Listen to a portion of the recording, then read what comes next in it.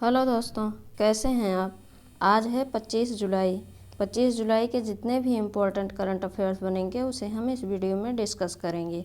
दोस्तों, वीडियो को लाइक और शेयर कीजिएगा और चैनल पर जो लोग नए जुड़े हैं चैनल को सब्सक्राइब कीजिएगा और कमेंट बॉक्स में कमेंट करके ये भी बताइएगा आपको ये वीडियो कैसे लगा। ठीक दोस्तों, आज का पहला प्रश्न है कि आयकर विभाग किस दिन आयकर दिवस मनाता है। आयकर विभाग किस दिन आयकर दिवस मनाता है। ये जो है 24 जुलाई को मनाता है। ठीक, आयकर विभाग 24 जुलाई को आयकर दिवस मनाता है। ठीक, अब अगला क्वेश्चन देखते हैं। अगला क्वेश्चन है कि विदेश मंत्री एस जयशंकर प्रसाद ने जुलाई 2021 में मेकोंग गंगा सहयोग बैठक के किस संस्करण को संबोधित किया। विदेश मंत्री एस जयशंकर ने जुलाई 2021 में मेकोंग गंगा सहयोग बैठक के किस संस्करण को संबोधित किया है। ये जो है 11वां संस्करण है। ठीक, मेकोंग गंगा का 11वां संस्करण विदेश मंत्री एस जयशंकर प्रसाद ने जुलाई 2021 में संबोधित किए हैं। ठीक, अब मेकोंग गंगा की बात आई है तो इसे देख लेते हैं मैप में किस तरीके से है। ये इस तरीके से ये नदी बहती हुई आती है और ये किन किन राज्यों के में बहती है तो चीन, म्यांमार, लाओस, थाईलैंड, कंबोडिया और वियतनाम। ठीक, ये जो है चीन, म्यांमार, लाओस, थाईलैंड, कंबोडिया और वियतनाम में जो है ये नदी बहती हुई आती है। ठीक, और चीन की कैपिटल जो है वो बीजिंग है। म्यांमार की कैपिटल जो है वो न्यपत्युओ है। लाओस की वियनटियन है और थाईलैंड की बैंकॉक है। कंबोडिया की पनोम पेन है और वियतनाम की हनोई है। ठीक, अब अगला क्वेश्चन देखते हैं। अगला क्वेश्चन है जुलाई 2021 में उत्तर प्रदेश के मुख्यमंत्री योगी आदित्यनाथ ने किस शहर में सैनिक स्कूल की आधारशिला रखी। जुलाई 2021 में उत्तर प्रदेश के मुख्यमंत्री योगी आदित्यनाथ ने किस शहर में सैनिक स्कूल की आधारशिला रखी है। ये जो है गोरखपुर में रखी गई है। ठीक, जुलाई 2021 में उत्तर प्रदेश के मुख्यमंत्री योगी आदित्यनाथ ने गोरखपुर शहर में सैनिक स्कूल की आधारशिला रखी है। ठीक, अब उत्तर प्रदेश की बात आई है तो उत्तर प्रदेश का जो पिछला करंट अफेयर्स है उसे हम एक बार रिवाइज कर लेते हैं। पहला पॉइंट है कि उत्तर प्रदेश का पहला ट्रांसजेंडर शौचालय वाराणसी के कामाख्या में बनाया गया। अगला पॉइंट है कि गुड़ महोत्सव का उद्घाटन 6 मार्च 2021 को उत्तर प्रदेश में किया गया। अगला पॉइंट है मार्च 2021 में उत्तर प्रदेश सरकार ने कुशीनगर जिले में केले महोत्सव का आयोजन किया। अगला पॉइंट है उत्तर प्रदेश में काला नमक चावल महोत्सव आयोजित हुआ। अगला पॉइंट है अर्जुन सहायक सिंचाई परियोजना उत्तर प्रदेश में चलाई जा रही है। अगला पॉइंट है ई पंचायत पुरस्कार 2021 का अवार्ड उत्तर प्रदेश को दिया गया है। और अगला पॉइंट है कि उत्तर प्रदेश सरकार ने मुख्यमंत्री बाल सेवा योजना का शुभारंभ किया है। अगला पॉइंट है उत्तर प्रदेश के मंत्रिमंडल ने राज्य की सभी पंचायतों में एक पंचायत सचिवालय स्थापित करने का निर्णय लिया है। ये हैं उत्तर प्रदेश के इम्पोर्टेंट करंट अफेयर्स। इसे हम रोज़ इसलिए रिवाइज करवाते रहते हैं जिससे आपको याद रहे, आपका रिवीजन होता रहे और जब भी उत्तर प्रदेश स्पेशल कोई भी एग्ज़ाम हो उसमें जो है ऐसे क्वेश्चन आते हैं तो आप उसका आंसर दे सको। ठीक, अब उत्तर प्रदेश की बेसिक डिटेल भी देख लेते हैं। यह है उत्तर प्रदेश। ठीक, उत्तर प्रदेश, उत्तराखंड, हिमाचल प्रदेश, हरियाणा, दिल्ली, राजस्थान, मध्य प्रदेश, छत्तीसगढ़, झारखंड और बिहार के साथ सीमा बनाता है और नेपाल के साथ अंतर्राष्ट्रीय सीमा बनाता है। और उत्तर प्रदेश जो है वो भारत का क्षेत्रफल की दृष्टि से चौथा बड़ा राज्य है। ठीक, उत्तर प्रदेश क्षेत्रफल की दृष्टि से भारत का चौथा बड़ा राज्य है और 2014 के पहले पाँचवां बड़ा राज्य था। ठीक, अब आप पूछेंगे कि चौथा कौन था, तो चौथा जो है वो आंध्र प्रदेश था। ठीक, पहला राजस्थान, दूसरा महाराष्ट्र, तीसरा मध्य प्रदेश और चौथा 2014 के पहले जो है आंध्र प्रदेश था और उत्तर प्रदेश पाँचवा था। लेकिन 2014 में तेलंगाना का विभाजन होने के बाद जो है ये छोटा हो गया और उत्तर प्रदेश चौथे स्थान पर आ गया। ठीक, अब इस उत्तर प्रदेश की बेसिक डिटेल भी देख लेते हैं। उत्तर प्रदेश, इसकी कैपिटल जो है वो लखनऊ है और लखनऊ गोमती नदी के किनारे स्थित है। ठीक, और उत्तर प्रदेश की स्थापना 24 जनवरी 1950 को हुई थी। मुख्यमंत्री योगी आदित्यनाथ हैं, राज्यपाल आनंदीबेन पटेल हैं।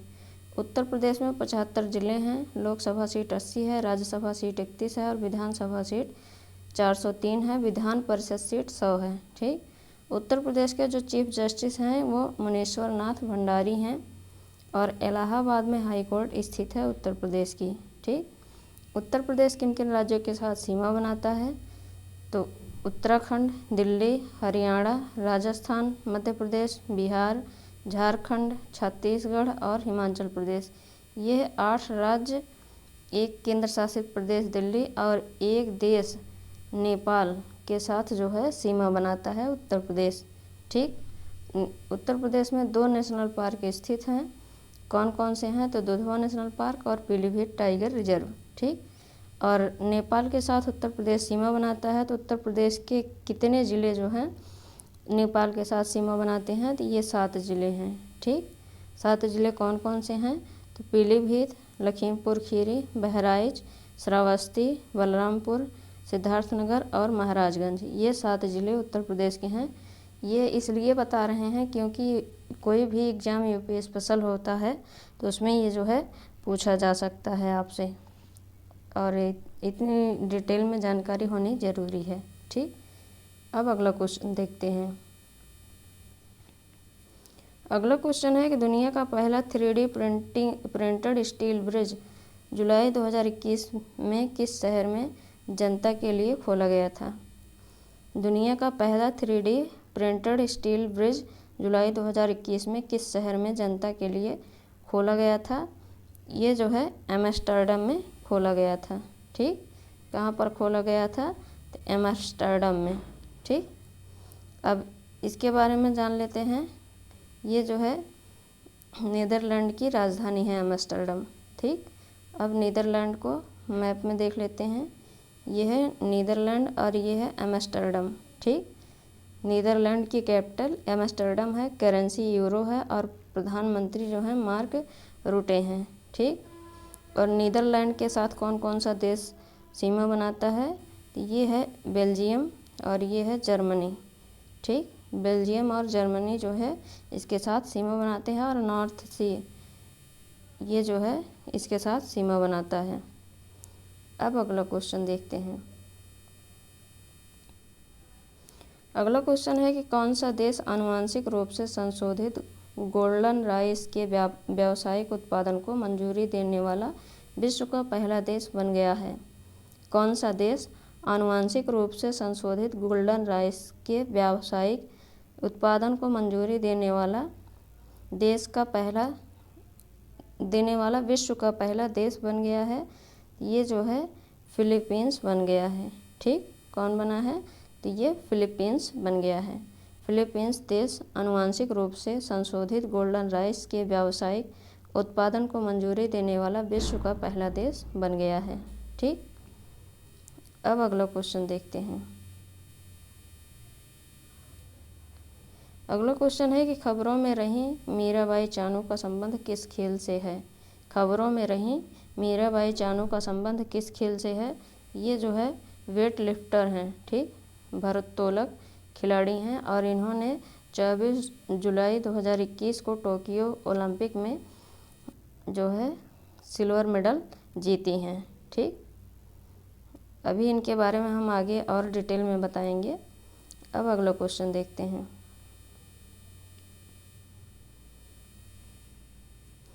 अगला क्वेश्चन है कि जुलाई 2021 में निम्नलिखित में से किसके द्वारा भारत में नवीकरणीय एकीकरण 2021 पर एक रिपोर्ट जारी की गई। जुलाई 2021 में निम्नलिखित में से किसके द्वारा भारत में नवीकरणीय एकीकरण 2021 पर एक रिपोर्ट जारी की गई है। ये जो है नीति आयोग और IEA के द्वारा, ठीक, नीति आयोग और IEA के द्वारा। अब IEA के बारे में जान लेते हैं। IEA की स्थापना जो है ये 1914 में हुई थी। कब हुई थी? 1914 में, और मुख्यालय जो है वो पेरिस में स्थित है। IEA की मुख्यालय पेरिस में स्थित है। और अब नीति आयोग के बारे में जान लेते हैं। इसका फुल फॉर्म है national institutional for transforming India. National institution for transforming India इसका फुल फॉर्म है। और इसकी स्थापना 1 जनवरी 2015 को हुई थी। 1 जनवरी 2015 को नीति आयोग की स्थापना हुई थी और इसका मुख्यालय नई दिल्ली में स्थित है। इसके CEO वो अमिताभ कांत हैं और अध्यक्ष जो हैं वो प्रधानमंत्री हैं, ठीक, प्रधानमंत्री नरेंद्र मोदी इसके अध्यक्ष हैं। अब अगला क्वेश्चन देखते हैं। अगला क्वेश्चन है कि स्वतंत्र सेनानी चंद्रशेखर आज़ाद की 114वीं जयंती किस दिन मनाई गई। स्वतंत्र सेनानी चंद्रशेखर आज़ाद की 114वीं जयंती किस दिन मनाई गई? ये जो है 23 जुलाई को मनाई गई है, ठीक। 23 जुलाई को स्वतंत्र सेनानी चंद्रशेखर आज़ाद की 114वीं जयंती मनाई गई है। अब अगला क्वेश्चन देखते हैं। अगला क्वेश्चन है कि किस देश के विदेश मंत्री एंटनी जे ब्लिंकन 27 से 28 जुलाई 2021 को भारत की यात्रा पर आएंगे। किस देश के विदेश मंत्री एंटनी जे ब्लिंकन 27 से और 28 जुलाई 2021 को भारत की यात्रा पर आएंगे? तो ये जो है अमेरिका के राष्ट्रपति हैं जो यहाँ पर आएंगे, ठीक। अब अमेरिका की बात हुई है तो अमेरिका को मैप में देख लेते हैं। ये है अमेरिका, ठीक। इसकी कैपिटल वाशिंगटन DC है। करेंसी यूनाइटेड स्टेट डॉलर है और प्रेसिडेंट जो बाइडेन है और यहाँ की जो वाइस प्रेसिडेंट है कमला हैरिस हैं। यहाँ पर 50 स्टेट हैं और भारत के जो राजदूत हैं अमेरिका में उनका नाम है तरनजीत सिंह संधू, ठीक। अब अगला क्वेश्चन देखते हैं। अगला क्वेश्चन है कि पेट्रोलियम निर्यात करने वाले देशों का संगठन ओपेक का मुख्यालय कहाँ है। पेट्रोलियम निर्यात करने वाले देशों का संगठन ओपेक का मुख्यालय कहाँ पर है? तो ये जो है वियना में है, ठीक। ओपेक का संगठन वियना में है और इसकी स्थापना 1960 में हुई थी। ओपेक की स्थापना 1960 में हुई थी, ठीक। अब अगला क्वेश्चन देखते हैं। अगला क्वेश्चन है कि 2020 टोक्यो खेलों में ओलंपिक पदक जीतने वाली पहली भारतीय कौन बनी है। 2020 टोक्यो खेलों में ओलंपिक पदक जीतने वाली पहली भारतीय कौन बनी है? तो ये मीराबाई चानू बनी है, ठीक। मीराबाई चानू ने महिला 49 किलोग्राम वर्ग में 2020 टोक्यो खेलों में रजत पदक जीती हैं और ओलंपिक पदक जीतने वाली पहली भारतीय बनी हैं, ठीक। और चीन की झिंगहू ने टोक्यो ओलंपिक में महिलाओं की 49 किलोग्राम भारोत्तोलन में कुल 210 किलोग्राम भार उठाकर स्वर्ण पदक जीता, जबकि इंडोनेशिया की विंडी केंटिका आयशा ने कांस्य पदक जीता है, ठीक। और भी इनके बारे में जान लेते हैं। चानू महिलाओं के 49 किलोग्राम वर्ग में कुल 202 किलोग्राम भार उठाने में सफल रहीं और कर्णम मल्लेश्वरी के बाद ओलंपिक पदक जीतने वाली दूसरी भारतीय भारोत्तोलक बन गई हैं। और मीराबाई चानू ने क्लीन एंड जर्क में 115 किलोग्राम की सफल लिफ्ट के साथ एक नया ओलंपिक रिकॉर्ड दर्ज किया है। ठीक, अब अगला क्वेश्चन देखते हैं। अगला क्वेश्चन है कि IOA ने किस टोक्यो ओलंपिक के प्रायोजक के रूप में नियुक्त किया है। IOA ने किसे टोक्यो ओलंपिक के प्रायोजक के रूप में नियुक्त किया है, तो ये जो है अडानी समूह को नियुक्त किया है। हाल ही में IOA के महासचिव राजीव मेहता द्वारा इसकी घोषणा की गई है। और भारतीय ओलंपिक संघ के बारे में जान लेते हैं। इसके अध्यक्ष जो हैं नारायण रामचंद्रन हैं और स्थापना 1927 में हुई थी। ठीक, अब अगला क्वेश्चन देखते हैं। अगला क्वेश्चन है, हाल ही में दुनिया का पहला 3D प्रिंटिंग स्टील पुल किस देश में बनाया गया है। हाल ही में दुनिया का पहला 3D प्रिंटिंग स्टील पुल किस देश में बनाया गया है, ये नीदरलैंड में बनाया गया है। ठीक, और इस पुल को नीदरलैंड के एम्स्टर्डम में बनाया गया है। इसे विशेषज्ञों के एक संघ के सहयोग से एक डच रोबोटिक्स कंपनी MX3D द्वारा विकसित किया गया है। और हाल ही में नीदरलैंड की महामहिम रानी मैक्सिमा द्वारा इस पुल का अनावरण किया गया। यह एम्स्टर्डम पुल के शहर केंद्र अदोजिट्स एस्टरवर्गवाल में सबसे पुरानी शहरों में से एक पर स्थापित किया गया है। और इस पुल की लंबाई करीब 40 फीट और यह एक 6 टन स्टेनलेस स्टील संरचना है। ठीक, अब अगला क्वेश्चन देखते हैं।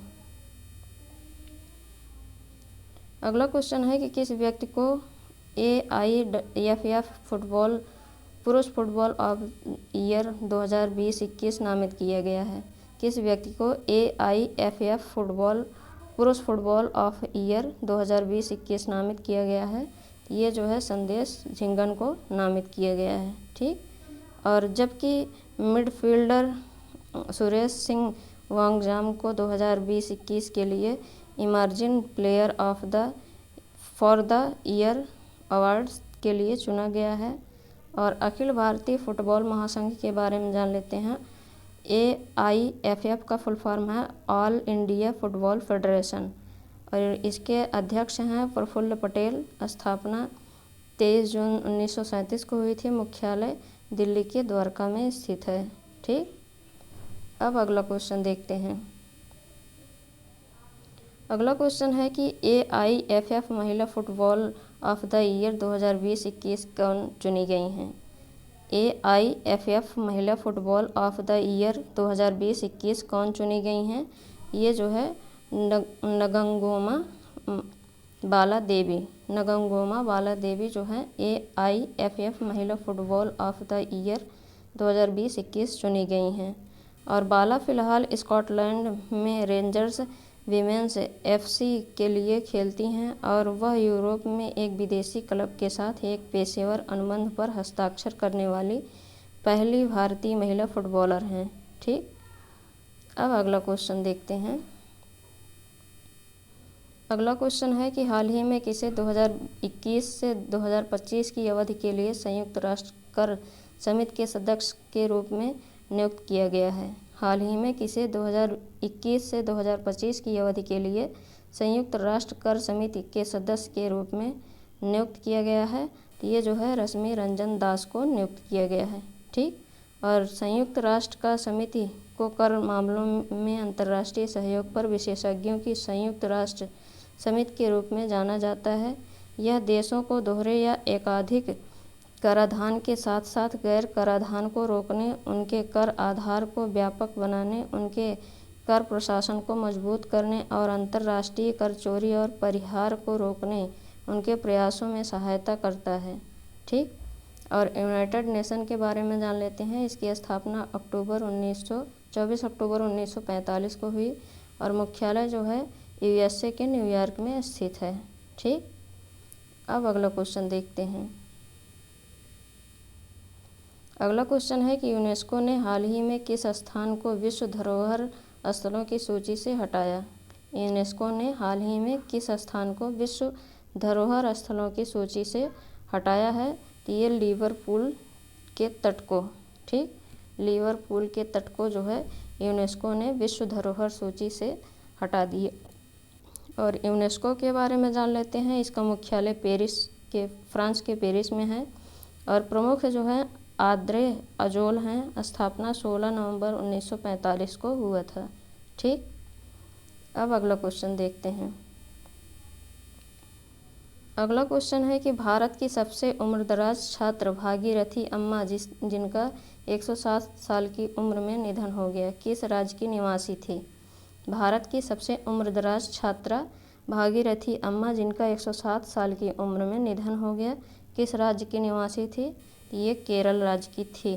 ठीक, और अम्मा ने 9 साल की उम्र में ही तीसरी कक्षा में औपचारिक शिक्षा छोड़ दी थी और केरल के कोल्लम जिले की रहने वाली अम्मा ने 105 साल की उम्र में अपनी शिक्षा जारी रखने का फैसला किया था।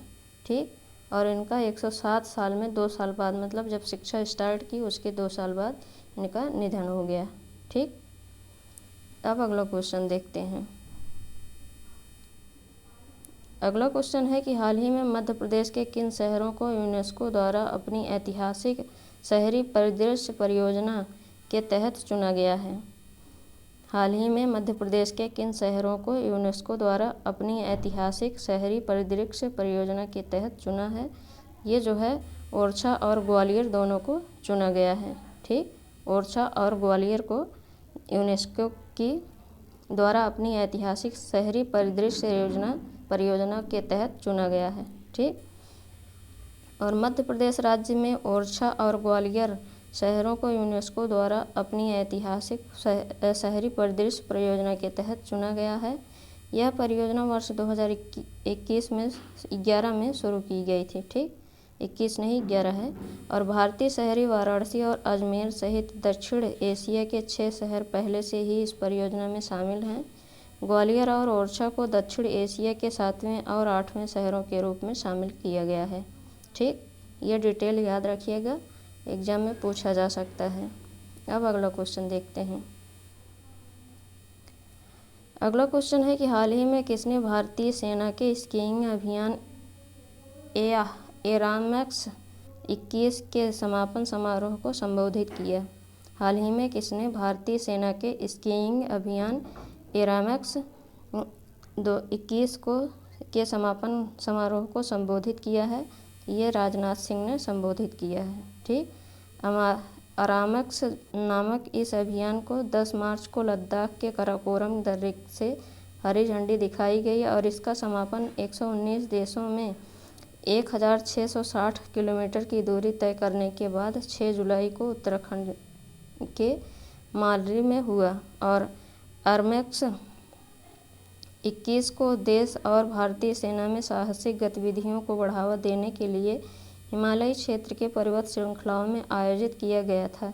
अभियान के दौरान टीम ने 5000 से 6500 मीटर की ऊंचाई पर कई दर्रों और ग्लेशियरों, घाटियों और नदियों के माध्यम से यात्रा की है।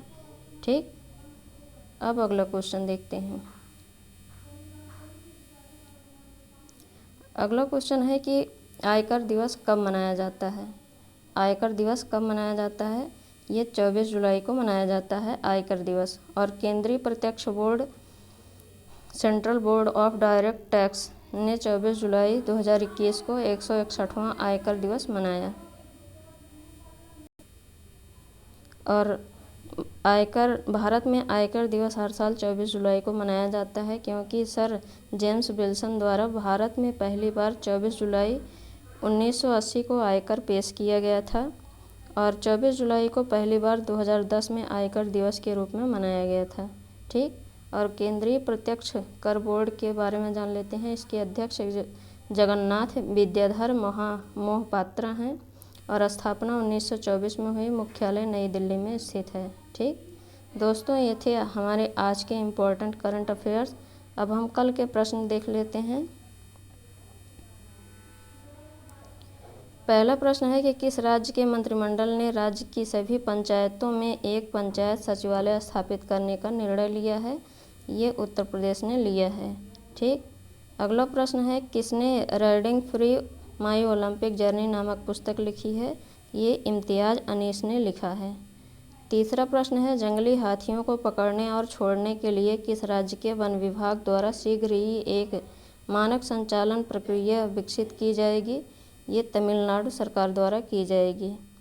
चौथा प्रश्न है, किसे AIFF महिला फुटबॉलर ऑफ द ईयर 2020-21 के लिए चुना गया है? ये बाला देवी को चुना गया है। पाँचवा प्रश्न है, सरकार ने स्टैंड अप इंडिया योजना की अवधि को किस वर्ष तक बढ़ा दिया है? ये 2025 तक बढ़ा दिया है। छठा प्रश्न है, इंडिया ऑयल कॉरपोरेशन किस शहर में अपनी रिफाइनरी में देश का पहला ग्रीन हाइड्रोजन प्लांट बनाएगा? ये मथुरा में बनाएगा। ठीक, ये थे हमारे कल के प्रश्न। अब आज के प्रश्न देख लेते हैं, जिनके आंसर आपको कमेंट बॉक्स में कमेंट करके बताने हैं। पहला प्रश्न है कि